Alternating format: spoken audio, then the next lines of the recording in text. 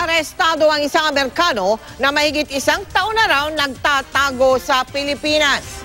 Ang suspect ay wanted sa Amerika dahil sa patong-patong na kaso, kabilang ang pagiging sex offender umano.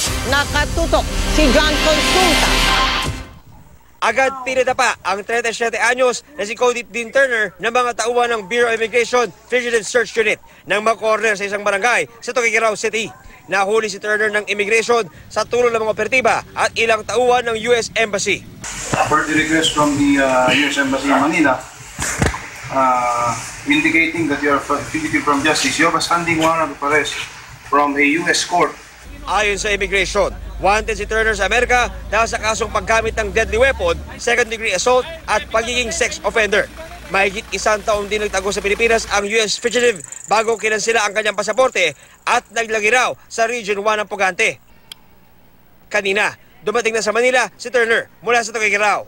Pagkatapos dumaan sa proseso, agad daw ide-deport ang Amerikano para maharap ang patong-patong na kaso na nag-aantay sa kanya.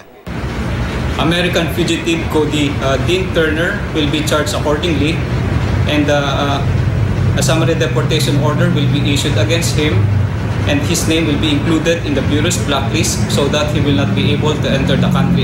John Consulta, Nakatutok, 24 Oras.